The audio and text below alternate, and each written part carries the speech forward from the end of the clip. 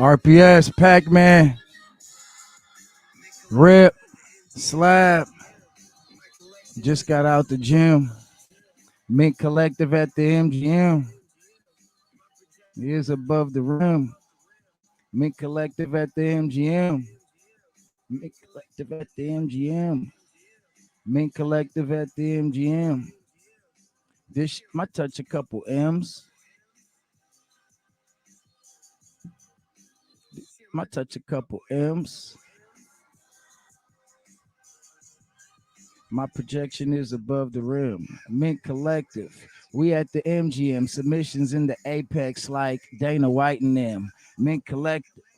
This MC, the marathon continues. This is where you want to be. Representation and unity. That's what we stand for. You can see it. The host is RPS and Alexandra.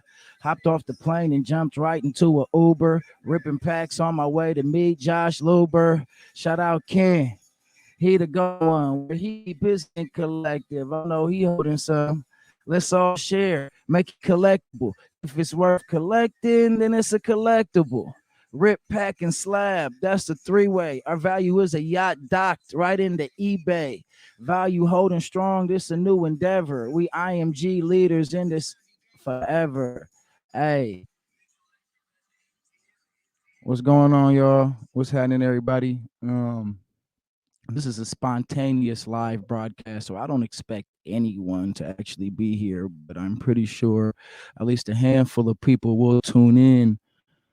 If you haven't heard already, there has been a few things happening in the hobby today, but one that specifically relates to RPS, to Rip, Pack, and Slab, and something that we have committed to, that we feel we have to speak about, and at least say sorry, right? So I talked to Rip, I talked to Slab earlier today, after speaking with Louise and Alex, the Mint team. Shout out Marino Casino and everybody over there who, with our experience so far, if you don't know what I'm talking about the Mint Collective show that was supposed to be happening January 25th. I'm sorry, January 28th, 29th, and 30th.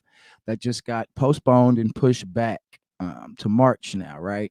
For safety protocols, due to the safety concerns and the health concerns and everything that's going on in the world today in that matter. But I talked to Rip, I talked to Slab, and we felt that we had to make some type of public announcement to tell everybody who was looking forward to coming to the event, because we've been promoting the event. We have been promoting the event.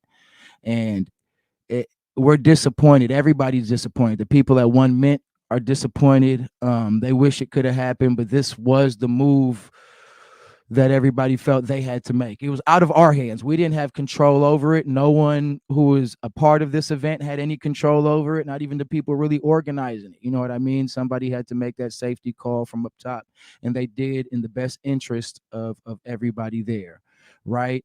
It's still disappointing, right? It's not, nobody's mad or angry at anyone particular, but everybody's disappointed.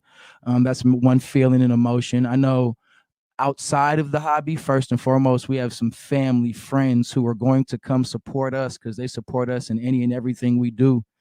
And they were also really looking forward to seeing what the hobby is all about. They've been seeing how passionate and hearing how passionate we are about the hobby. And they were really looking forward to seeing other people who are just as passionate as us, and learn why we choose to be in this space with so much we want to give and offer and receive that from what others have to give as well too. And those friends and family who wanted to come, as you all know, many of you are going to come, whether for for hobby purposes or to support somebody you know that was going to be there, or maybe just to go to the show, right? You all were going to come and you had to make plans to get there. You may have had to cancel some plans to get there. My lady, my rock, my solid, she had to get some work days, approved off from work in order for her to make it for the days we were going to be there. And she got those days approved and somebody to cover her shift. And now there's no way to get that shift back. You know what I mean? So she has those days off now. That's minor. It's yes, it's unfortunate and it's an inconvenience, but there are others who are probably even more of an inconvenience. We have a lot of, like I said, family who had to change some things, and you all had some change some things. So from RPS, we want to apologize, not because it had to be postponed per se. It's unfortunate. Like I said, that wasn't our call, but we want to apologize because we were really pushing people to get out there because we knew that it was going to be what we told y'all it was going to be because we were a part of it and people were making sure that RPS that experience was going to go hand in hand with all the other experiences and people that were going to be there. It was going to be one hobby that weekend, as it always is at these shows, right? um but that's not the case. It's not happening. All right, so it's getting pushed back to March 25th to March 27th are the new dates for the show. All right. So the Mint Collective show has been pushed back to March 25th and March 27th. Now, January 28th, 2022, Rip Pack and Slab will be having an album release listening party, a virtual live listening party right here on this very same station and on Instagram Live as well too. As long as it's safe to do so, and even if we have to do it from three different locations, as long as it sounds right, we'll make it happen. But excuse me, we talked about it, and we really, quiet as kept, we this isn't we want to give the fans and we want to give our family and the people and the hobby at least what we were going to offer. It's not going to be the same. You're not going to be able to see it make your rain cards off a stage. You know what I mean? You're not going to be able to see us in the flesh and touch us, talk to us in the flesh and things of that nature and exchange energy. But we are going to put on a concert. We are going to put on not necessarily a concert, but a show. We do have an album that we are releasing this month. The official date has not been released yet, but the project is pretty much complete. We lightweight put together bits and pieces. We have completed songs we could put on there, but there's some songs that are not complete that we would rather complete and put on there and save some of these other songs for some of our mixtapes or some other future projects maybe. So January 28th, we haven't let the time be known yet. We don't know what time yet. It will be in the evening. We are going to go live and we are going to play our album, all right, for people. And for anybody who wants to be there, it's going to be a free event, of course. Like I say, live here on this platform. More details to come in the immediate future. As soon as we piece them together, we should know more for sure, for sure. So again, on behalf of Rip, myself, Slab, thank you to everybody who did what they had to do to make sure they was going to be in the building. You know what I'm saying? Supporting RPS. Um, it's unfortunate, that we can't make it happen. It's kind of, see, let me show y'all something. I forgot about this. I just up. I be focused on the wrong things. I'm trying to get this whole thing together, but uh a few months back, no, maybe it was longer than that, a year ago. I don't know if you all remember. If you remember, we had a hobby game show on Instagram Live, and we used to, when sad things were to happen, if we were to get the news on Instagram Live about the Mint show being postponed, we might have said, right, all right, we might have got a little sad. I don't know if y'all could hear that, but we might have said, I might have been something sad. You know what I mean? But we're gonna make the best of it, and we're gonna perform. We're gonna entertain. We're going to engage and give you all experience. January 28th, RPS will be dropping an album in January. Most likely the same day. Most likely January 28th. You know what I mean? But like I said, the details have not been finalized. But we know we are gonna give y'all something. We're going to give y'all an experience like none other. You're going to be able to engage with us. We got some shout out hobby connectors. Talk to our guy Rez. Any way that we can feel he wants to engage in it. We might have some collectors come on there and show off some cards if that's what people really want to see too as an engagement. Find a way to make that fun. But we're gonna bring some guests on to dance with us, party with us in the virtual. I'm setting on his live thing and just listen to the music, get some feedback. But the album is what it is, and that's it. That's that hobby track. Yeah. On to the next topic that I want to discuss really quick.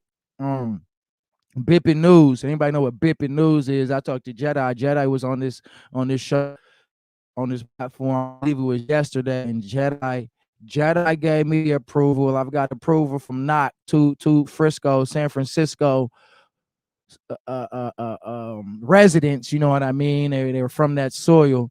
And the word Bip'n in modern day present terms, if you walk out on these streets and you say Bip'n, people are going to look at you kind of weird because they're going to think you're going to try and, just to keep it quick, they're going to think you're going to try and break into their car. All right. If you want to know the details, go check out the last show we did with Mobby with Jedi. Push cards like weight. But we at RPS like to take things that may be looked at as something else negative in a other manner. Like, when we rap about the wax, we say blaster. I got a blaster on me. When you listen to regular rap music, a blaster is a weapon, right? But this blaster is a pack of cards. This SIG is a signature. These hollows that I shoot at you come out of optic packs. You know what I'm saying? They're not bullets. You feel me? So we're gonna take the word Bip'n, and anytime we're gonna try and remember, anytime instead of saying breaking the box, instead of saying breaking news, we bipping the box. It's Bip'n News. That's hobby. That's for the hobby. And if it ever crosses over into any other markets to make it a positive, that's just extra. But for the hobby, this is Bip'n News right now. And everybody, excuse me, everybody, I'm late. Slabby texted me as soon as the news became public and it became aware to him. He texts the group chat between Rip, Slab, and I, and was on the Tops News and the Fanatics News, right? I think everybody's seen that by now. Fanatics has acquired Tops, and if you haven't, um, we're just gonna talk about it just for a little bit, because it's something. As soon as it happened, I started getting DMs, and I shared them on Instagram. Uh, People who don't know, I like to study the hobby. We like to study the hobby, consider ourselves students of the hobby, historians. You know what I mean? There's so much we don't know about the hobby, and that's why we love to dig, and dig. And just through scratching the surface, just the surface, we haven't even really dug any fossils yet, but just the surface. It's a large surface, but it's the same surface and it repeats over and over again. There are patterns and things of the hobby and practices that don't change, that haven't changed. I mean, of course, things change and they grow with evolution and things of that nature, but this was predictable, right? That I don't know whose podcast we've been on before, but we've said this on Off the Beaten Path. We've said this before, that this was going to happen, right? Tops and Panini wasn't going to last forever. No company lasts forever. Tops has been at the top and had it. Tops was in Fanatics' place once upon a time in history where they owned any and everything. Okay, so this is happening again now in some shape, form, or fashion. So let's just start with the facts on what happened today and not what I feel history says in my interpretation of history. All right. And this is straight from the Wall Street Journal. I decided to pick this one just because I didn't want to pick the first one from the top of the page when I Googled it. I picked it one. And I would like to add, I love the picture on here. I don't know if y'all can see that, but Fanatics. I love those models, those mannequins y'all have. I love the melanin on the mannequins. I love it. A side note, off story, one of my favorite childhood movies growing up was The Mannequin. I don't know if y'all remember that. I'm dating myself, my age right now, but The Mannequin, I believe that was the name of the movie, The Mannequin. I was in love with that mannequin. If y'all know what I'm talking about, I know I sound crazy now. People, it's okay. It was a movie about a mannequin and a man walked into a mall. And whenever he saw this mannequin, it was some kind of curse or something put on it, whatever. Whenever he saw this mannequin, it would turn into a real person. So, when I used to go to the malls with Mom Dukes or whatnot, and I used to walk by the mannequins, I used to I used to stare at them for extra long. Like, come on, man, budge, move. But it just wasn't for me. But anyway, side note, the mannequins on here though, I love it, Fanatics. I just love it. It just pops out. It speaks to me for some reason. Fanatics Pride baseball cards from Tops. Now Fanatics is buying Tops, as many people did say and assume and predict and project.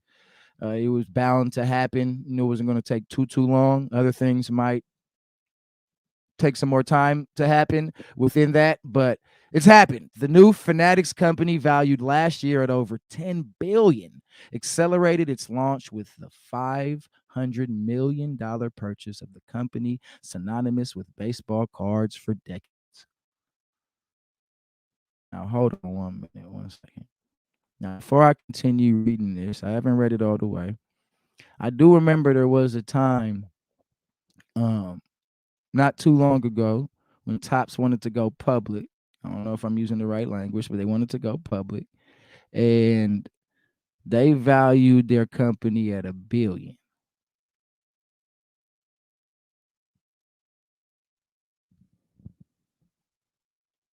But now you getting 500 million for it?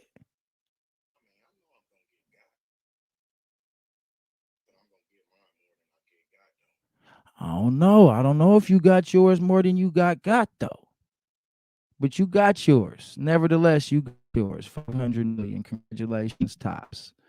And thank you to those people at Tops who will be moving along and still continuing to make sure that the people in the hobby enjoy the Tops products and things of that nature. I don't know how the inner workings will work, but I assume that a lot of the people who have made Tops what it is will still continue to make Tops what it is. All right.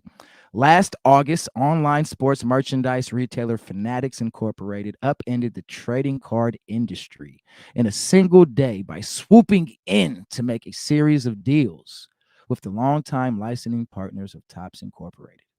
The company synonymous with baseball cards for more than 70 years. Now, Fanatics has struck a $500 million deal to purchase Topps Trading Cards business itself.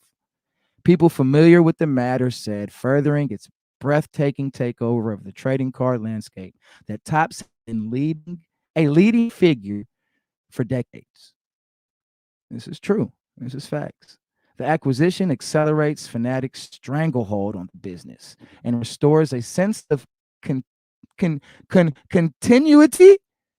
Some words I don't even know how to pronounce it. How you say that? That's continuity to an industry undergoing a seismic transformation. Fanatics Trading Cards is now poised to manufacture and distribute baseball trading cards immediately, years ahead of schedule, the people say.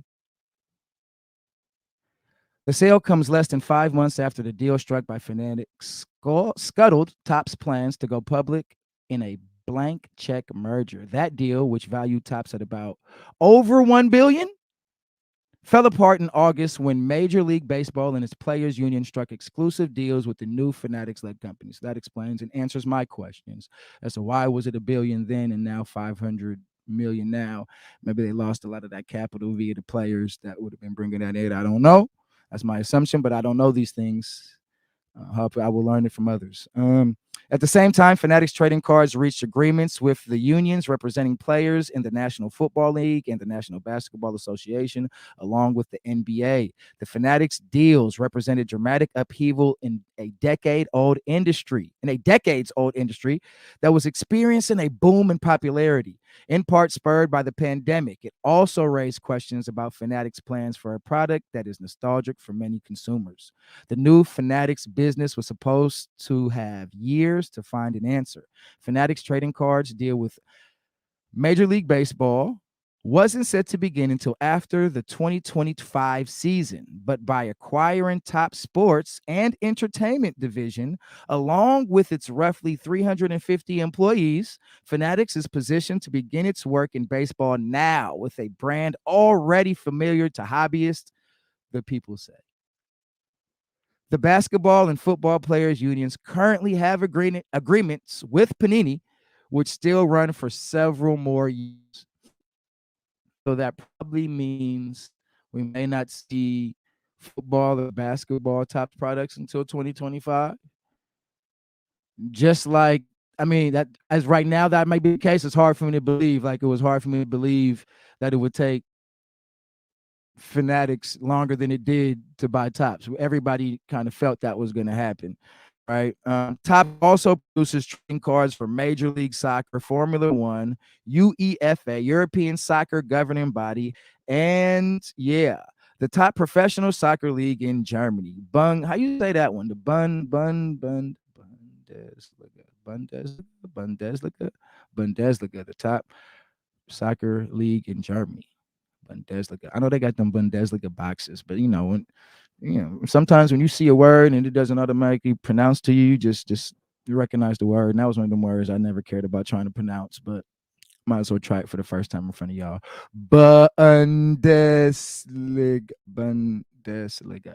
That's how I think it was. Somebody please correct me if I'm wrong.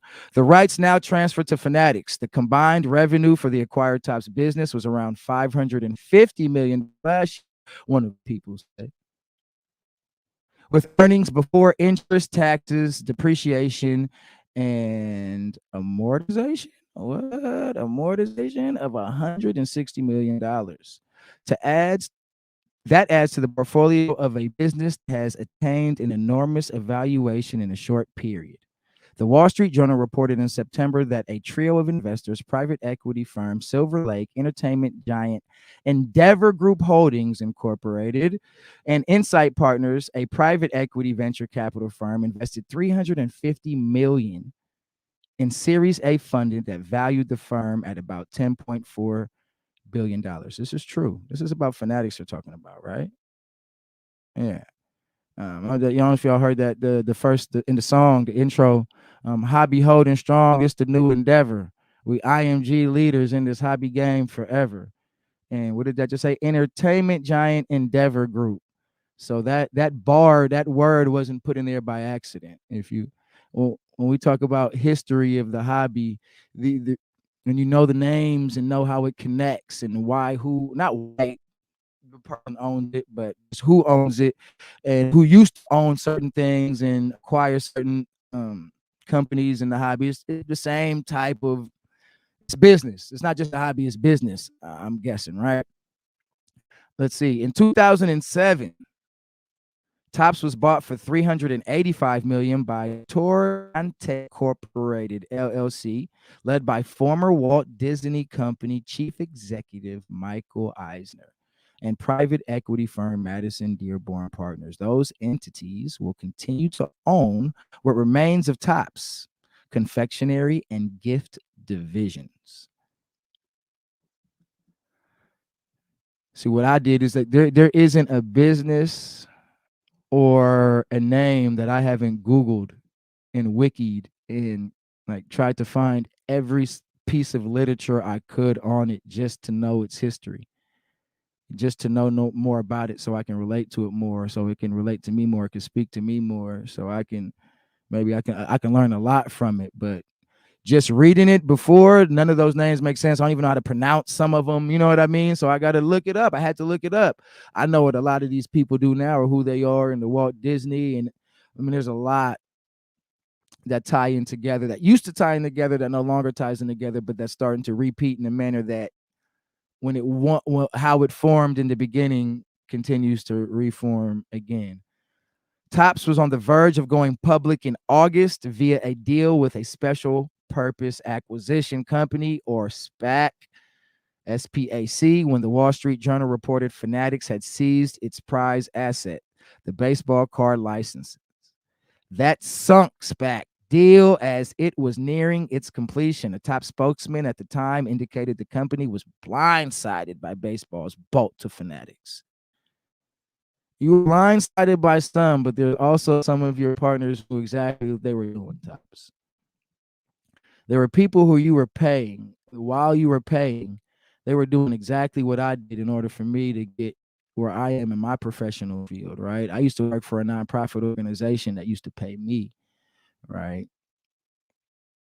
And I studied the ins and outs of them for years. I worked my tail off. I gave them my all. I raised them a whole bunch of money, and then at one point in time, I said to myself, hold on, I don't need them. I can do this. I can show people how to do this. Or I can I didn't have the capital. I can buy this, or I can go tell my friend over here who also likes this, I can buy this. So Tops definitely had some people who are fanatics working for them, and definitely, they knew this was coming long before you were blindsided. All right. Unfortunate it happened. Shout out to everybody. Um, I think I got one more paragraph. Yeah.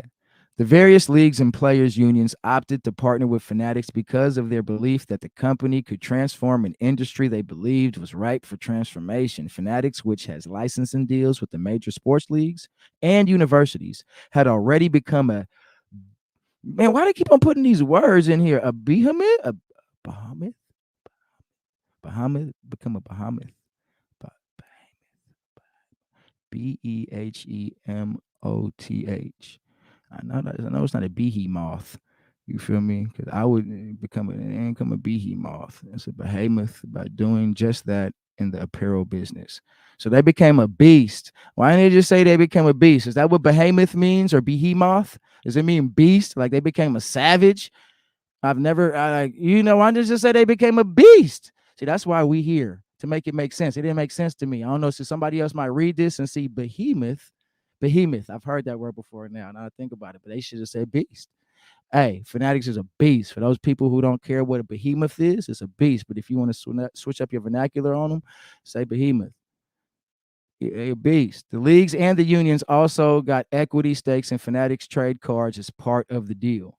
Thanks to Jared Diamond at Jared Diamond and Andrew Beaton at Andrew Beaton. That's who wrote this, I'm guessing. Shout out them peoples over there. Shout out Wall Street Journal for that. That's just the article I chose to read. I probably should have read it first and practiced the words, but I don't care about that. I do like Fanatics. I love it. I love it just because of the people, the things Fanatics have tried and the things that they've done before they've been in the hobby, just as their own business and some of the endeavors that they've started in communities and successes that they've had, failures they've had, but much more attempts, many, many, many more attempts than the hobby ever had intentionally done. As far as the businesses and companies, the hobby is full of individuals who do a lot for their own communities and beyond and outside. But the companies that pump and appropriate and got all this money, they never seem to have anything that has stuck. They've tried things. I've talked in clubhouse rooms and I've asked these same questions to these people, and they said, "Nah, Pete, we've tried this and we tried it and we did. Well, it didn't stick. You tried it, but the truth is you didn't have the right person doing it or the right people behind it." You see, money doesn't fix everything. I can give two different principals, both $1 million each. And one principal school might excel and do amazing, and the other principal school might not do anything. You see, money doesn't fix everything. It's the people you have managing that money and the people you have giving that service, right? Or doing the teaching or doing all that. That matters. That really matters. Money's not just putting money in it and your logo on it isn't enough. That's not enough. All right. Not in 2022, not anymore. All right. It's gonna have to stick. You're gonna have to dig deeper and find those people. You're gonna have to come up with some kind of some core values. Well, no, you're not gonna have to do that anymore. Fanatics already has it. But if you're in business, if you notice, I love the new hobby businesses. If you look at a lot of the new hobby businesses, the newer ones, all of them, their value proposition is amazing, or you can see it. It sticks on their sites. The first thing you see, right? The value proposition is amazing. Carter has one of the best value propositions out there. It brings you in, and there's data right behind it to back it up. It's the right numbers to back it up, right? Um, and also, like when you don't have maybe you might not have an about me or a mission or a vision, and I'm seeing a lot of people have that too. And there's also people who are not putting value in the value proposition, which I feel is heavy, heavy, heavy in business. I feel like I study value. I don't I study value propositions because I don't know them. Like the more I know about them, the more I don't know. I just know I'm in love with them. So I appreciate in business, specifically the hobby too, when people just have these amazing value propositions that just keep me coming back. And it really, their words It's their same thing. It models their images. It mirrors their actions. You know what I mean? So I appreciate the about me's and the mission statements and the visions. You don't have to be a nonprofit 501c3 to have these things in business. People want to know who you are. They want to know your history. They're about me. They want to see faces. At least I do. I do, because it's more than just a card for me. So I know if you go to some of these bigger companies, not like PSA actually has an about me, but some of these other companies and things like that are there isn't any of that. I would love to not have to go to Google and Wiki and all these other sites to just know when you were started and who started. Just like a little intro and introduction to the company, just so I can build that rapport with you. Shout out to all the newer hobby companies that, when I say newer, ones that I'm familiar with, 2020, I say, till now in present day. I feel like they've done an excellent job putting thought into that. Somebody's observing that was missing and absent in the hobby, and it just seemed like a money grab. So when you have a value proposition, even though you may have intentions of bringing some type of money on the service that you provide, the value proposition just, the consumer, it brings a consumer, it melts our heart. It makes us feel like we need you in ways that we couldn't do without. That's that. We'll talk about that another time. Last but not least, man, we got some amazing guests coming up this week on Off the Checklist. Today's Monday. We might be throwing somebody on tomorrow. We might be throwing somebody on tonight. Not. I'm working now, so I gotta go to bed in a minute. But we have love who you collect, love what you collect. Let me get it right. Let me give it, love who you collect, love what you collect. See some of these relationships I haven't even built yet, to the point where I don't even know these people's first names, right? And I've had direct messages with them, and I thought to ask for the name, but I really want to ask them on live, on camera. I feel like that'd be cool. So love who you collect. We're gonna have her sometime this week or in the immediate future, maybe next week. The F1 queen, the one in the F1. Tanya's gonna bless us, and finally we'll finally be able to call this, once Tanya and love Who You Collect, and the other queen I mentioned, in the human being I mentioned, uh, blessed us with their presence and their game and their knowledge, then in their energy, then it's gonna be then we gonna have a show. Then it's gonna be a show for real, for real. But Tanya, thank you, love you, collect, and then Cindy Dick, man, we're gonna have the GOAT auntie, sis, mentor.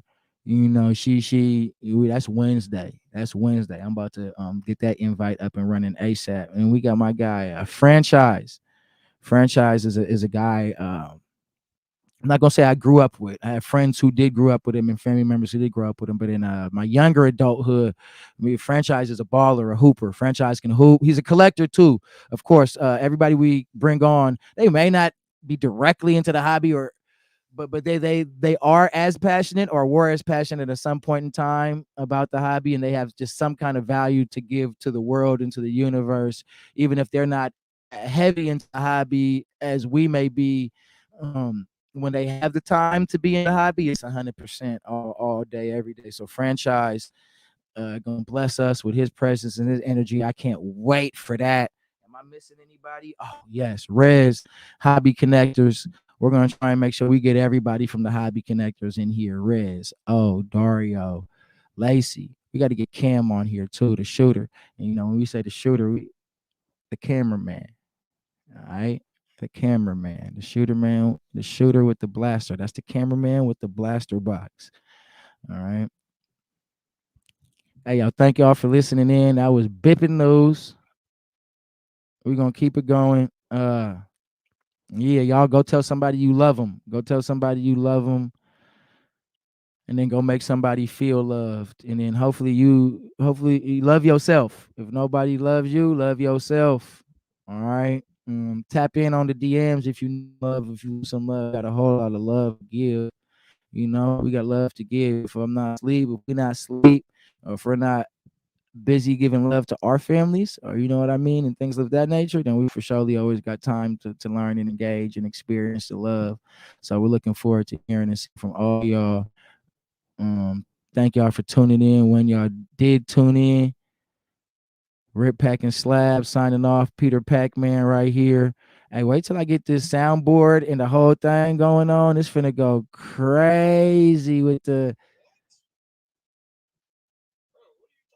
bro. Don't worry about it. It's finna go crazy, Russ. When I get everything together the same way we had it with the game show and all that. And next time when we mention some Tops news and it's big, we gonna have.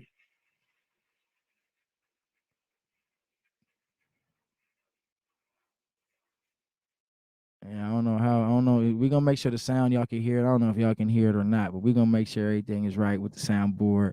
Uh, you're gonna see the setting change too. We actually changing up some of the things in here, the aesthetics in here, doing a little remodeling and having some people come in here and do some work. So I'm probably gonna migrate to my daughter's room. To be real, I think it's the best room to have this moving forward. While things are gonna be crazy in here, I think I'm gonna move it to my daughter's room. So we're gonna have a whole lot of Peppa Pig. If you like Peppa Pig, if you like Ella, oh yeah, I'm out. I can't say that. I'm out. Hey, y'all, RPS Real Pack and Slab album coming. We already got 30, 40, 50 plus hits available for you to stream for free or buy on iTunes, Spotify, Amazon, Tidal, Google, things of that nature, or just go to SoundCloud and YouTube and just listen to it if you want to. If you want to, we're not making anybody, you don't got to share it. Tell somebody about it, please. I'm not gonna make you share it, but if you tell some, I will ask you to not ask you, but yeah, I'm gonna ask you, tell somebody about it. All right. But you don't have to share it. You don't have to go listen to it. But if you do listen to it, if you do like it, tell somebody you listened to it and you liked it and we love you. All right, y'all. We out, man. And then we're gonna be back at it like a wax habit. You already know. Yeah.